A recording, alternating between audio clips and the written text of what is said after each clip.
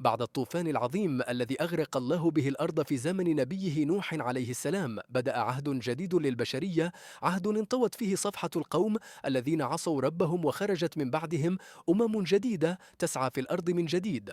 ومع مرور السنين والقرون قامت حضارات وسقطت أخرى، وتعاقب الملوك والحكام، كل يسعى لبسط نفوذه وتوسيع سلطانه، فمنهم من حكم بلادا محدودة، منهم من دانت له الممالك والإمبراطوريات، ومنهم من عبد الله فعدل وأنصف، ومنهم من تكبر وتجبر وفسد في الأرض.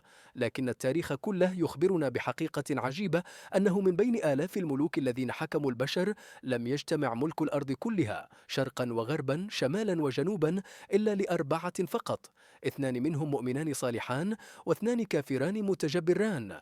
أما المؤمنان فهما ذو القرنين عليه السلام، الذي جاب الأرض شرقا وغربا وأقام العدل، وبنى السد العظيم الذي حجز يأجوج ومأجوج، وسليمان عليه السلام النبي الملك الذي سخر الله له الجن والطير والريح، وأعطاه ملكا لم يعط لأحد من بعده. وأما الكافران فهما نمرود بن كنعان، الذي جحد نعمة الله وتكبر على خالقه، فأهلكه الله بأضعف جنوده. بعوضة صغيرة وبختنصر البابلي، الملك الذي دمر بيت المقدس وسلطه الله على بني إسرائيل جزاء لظلمهم. واليوم سنروي معا قصص هؤلاء الأربعة الذين ملكوا الأرض كلها، كيف بدأ ملكهم، وكيف كانت نهايتهم، وما الرسالة التي تركوها في صفحات التاريخ. ابق معنا حتى النهاية لتعرف ما الذي رفعه الله بالعدل والإيمان، ومن الذي أذله بالغرور والطغيان. النمرود بن كنعان، الملك الذي تحدى الله في فجر التاريخ. وفي أرض بابل القديمة ظهر رجل من نسل نوح عليه السلام، يدعى النمرود بن كنعان بن كوش بن حام بن نوح. كان ذا سلطان عظيم وقوة هائلة، حتى دانت له الأرض وخضعت له الأمم. آتاه الله الملك ليختبره، فبدل أن يشكر نعمته طغى وتجبر، وادعى الألوهية في الأرض. كان النمرود أول من وضع التاج على رأسه، وأول من قال لقومه: أنا ربكم الأعلى. فازداد الناس به ضلالا، بعد ضلالهم أغواه الشيطان، فزين له الكفر والغرور، حتى ظن أنه فوق الخلق، وأنه يستطيع أن يحيي ويميت ويعطي ويمنع كما يشاء. في ذلك الزمان كان نبي الله إبراهيم عليه السلام يدعو الناس إلى عبادة الله وحده، فوقف النمرود في وجهه مجادلا متكبرا، يرى نفسه فوق الحق والهدى.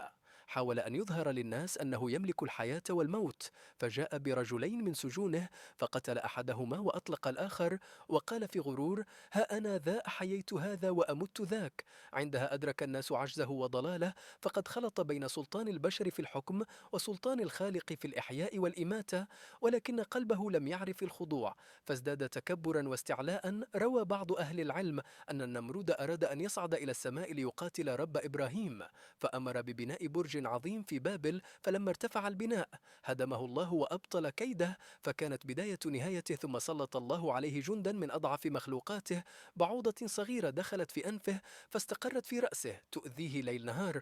لم يجد راحة، حتى صار يضرب رأسه بالعصي ليسكن ألمه، فعاش في عذاب طويل، ثم مات ذليلا بعد أن قال يوما: أنا الإله. هكذا انتهت قصة النمرود بن كنعان، أول من تجبر في الأرض، وأول من رفع رأسه تكبرا على خالقه، ملك الأرض يوما، لكنه لم يملك نفسه حين جاءه الموت. كانت نهايته عبرة خالدة، تذكر كل إنسان أن الملك مهما عظم فهو زائل، وأن الكبرياء لله وحده، فما نفعته قصوره، ولا أغنته جنوده، ولا حصونه المنيعة. لقد رفعه الله ليبتليه، ثم أذله ليجعله آية للمتكبرين، ودليلا على أن القوة بلا إيمان مصيرها إلى الفناء. ذو القرنين، الملك العادل الذي مكنه الله في الأرض بعد أن طغى في الأرض ملوك جبارون كالنمرود، شاء الله أن يظهر في الناس ملكا من نوع آخر، ملكا جمع بين الإيمان والعدل وبين القوة والرحمة. إنه ذو القرنين أحد أعظم ملوك الأرض، ورجل صالح مكنه الله في الدنيا فسار بها شرقا وغربا، لا لنشر البطش أو الجور، بل لإقامة الحق ونصرة المستضعفين. لم يكن ذو القرنين من الملوك المتغطرسين الذين يسعون خلف المجد الدنيوي، بل كان عبدا لله، يعلم أن ما أوتيه من قوة وسلطان إنما هو ابتلاء واختبار. ولذلك كان يقول في كل موضع من مواضع نصره: إن هذا من فضل ربي، سار ذو القرنين في الأرض بجيشه العظيم يفتح البلاد ويدعو أهلها إلى عبادة الله الواحد. كلما بلغ أمة من الأمم سأل عن أحوالهم، فإن وجدهم ظالمين أخذهم بعدله، وإن وجدهم صالحين أحسن إليهم. فكان الناس بين خائف من ظلمه إن ظلم ومطمئن إلى عدله إن عدل. رحلاته كانت آيات في الحكمة والإيمان، فقد سار حتى بلغ مغرب الشمس فوجد عندها قوما غافلين عن ربهم فدعاهم إلى الهداية، ثم مضى حتى وصل إلى أقصى المشرق فوجد قوما يعيشون بسلام فأكرمهم وأحسن إليهم. كان يقيم العدل في كل مكان ويأمر جنده ألا يظلموا أحدا ولا يهدموا بيتا إلا بحق. وفي إحدى رحلاته وصل إلى قوم بين جبلين كانوا يعانون من قوم مفسدين عاثوا في أرضهم خرابا يقال إنهم يأجوج ومأجوج. طلبوا منه العون وقالوا له: ابن لنا سدا يحول بيننا وبينهم وسنساعدك بما نملك. فلم يتكبر عليهم ولم يطلب منهم مالا، بل قال لهم إنه سيبني السد بقوة الله وحده. فجمع الحديد والنحاس وأقام بناء عظيما متينا لا يمكن لهؤلاء المفسدين أن يتسلقوه أو ينقبوه. بذلك حمى الناس من شرهم، وأصبح سده من أعجب ما بني في الأرض، دلالة على حكمة الله وقدرته. ولم يتفاخر ذو القرنين بعمله، بل نسب الفضل كله إلى خالقه، وعاد إلى مسيره في الأرض يوزع العدل كما توزع الشمس نورها. كان ذا القرنين قائدا مهيبا، لكنه في قلبه خاشع لله، لا يرى في سلطانه سببا للتكبر ولا في ملكه مبررا للظلم. جمع بين القوة والإيمان وبين الحزم والرحمة، فاستحق أن يذكر اسمه مع من ملكوا الأرض كلها. وهكذا كان حكم ذو القرنين برهانا على أن العدل أساس الملك، وأن من جعل الإيمان منهجه رفعه الله فوق الطغاة والجبابرة. لم تكن قوته في جنده أو ماله، بل في يقينه بربه وإخلاصه في عمله. فبينما كان النمرود مثالا للطغيان والغرور، كان ذو القرنين مثالا للعدل والخضوع لله، ليثبت أن الملك قد يكون فتنة مهلكة وقد يكون طريقا إلى الجنة، ومن اتقى الله في سلطانه نال به الرفعة في الدنيا والآخرة. سليمان عليه السلام، الملك الذي سخر الله له الإنس والجن. في تاريخ البشرية لم يعرف ملك جمع بين النبوة والعظمة والعدل كما جمعها النبي سليمان بن داود عليهما السلام. ولد سليمان في بيت من بيوت النبوة، فكان أبوه داود نبيا ملكا، ورباه على الحكمة والعدل وعلى عبادة الله وحمده في كل حال. لكن الله أراد أن يرفع شأن ابنه، فآتاه علما وحكمة لم يؤتها أحدا من العالمين، وجعل له ملكا لم يكن لأحد بعده. سليمان عليه السلام لم يكن ملكا كسائر الملوك، بل كان عبدا شاكرا يعلم أن الملك لا يدوم إلا بطاعة الله. كان حكمه مثالا للرحمة والإنصاف، فلا يظلم عنده أحد ولا يهضم حق ضعيف. آتاه الله فهما دقيقا وعدلا عجيبا، حتى أن خصومات الناس كانت تعرض عليه فيقضي فيها بحكمة تبهر العقول. ومن عظمة ملكه أن الله سخر له الريح تجري بأمره حيث شاء، وسخر له الجن يبنون له القصور والمحاريب، ويغوصون في البحار يستخرجون الجواهر فلا يعصون له أمر. تجاوزت سلطته عالم البشر حتى علم منطق الطير والحيوان، فكان يسمع تسبيحهم ويدرك لغتهم، فيأمرهم وينهاهم كما يأمر جنده. وكان جيشه منظما كأنه لوحة من الانضباط والإيمان، يتقدمه الإنس والجن والطير، كل يعرف مكانه ووظيفته. ورغم هذا السلطان العظيم كان سليمان عليه السلام متواضعا، لا يتباهى بقوته ولا يزهو بملكه، بل كان يكثر من الدعاء شاكرا لأنعمه خائفا من زوالها.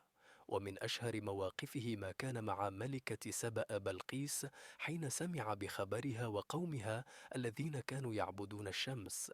أرسل إليها رسالة يدعوها فيها إلى عبادة الله، فأتته خاضعة مؤمنة معلنة إسلامها، فكانت قصتها آية في الهداية ودليلا على أن حكمة الأنبياء أعظم من سيوف الملوك. لقد كانت حياة سليمان عليه السلام تجسيدا لمعنى الملك الصالح، ملك لم تفسده القوة ولم يطغه الغنى، بل جعل سلطانه طريقا لعبادة الله وخدمة عباده، حتى إذا انتهى أجله وقف على عصاه متعبدا في محرابه فقبضه الله وهو قائم، فمات واقفا لا يدري أحد بموته إلا حين أكلت الأرض عصاه، فسقط جسده وسقط معه آخر فصول ملك لم ير مثله في الأرض.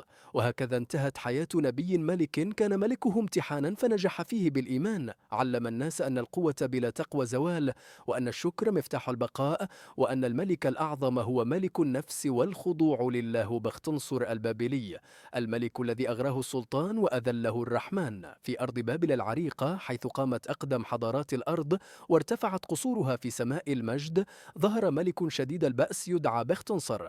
كان من أعظم ملوك بابل، جمع بين الذكاء العسكري والقوة الحديدية، وسرعان ما بسط سلطانه على الممالك المجاورة حتى دانت له البلاد من العراق إلى الشام. لكن بختنصر لم يكن رجلا صالحا، بل كان جبارا عنيفا يرى في القوة سبيلا للسيطرة وفي الحروب طريقا للمجد. ومع اتساع ملكه ازدادت قسوته، فصار يسقط المدن ويحرق الحصون ويقتل من يعارضه دون رحمة. بلغت سطوته بيت المقدس، تلك الأرض المباركة التي عاش فيها أنبياء الله.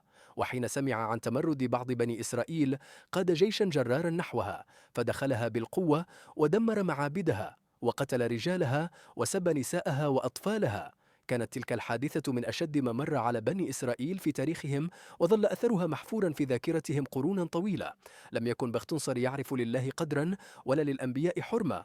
اغتر بسلطانه وظن أن ملكه دائم لا يزول، وأن الأرض خلقت ليمشي فوقها متجبرا. لكن الله لا يترك الظلم دون عقاب، فكما رفعه بقدرته أذله بعدله.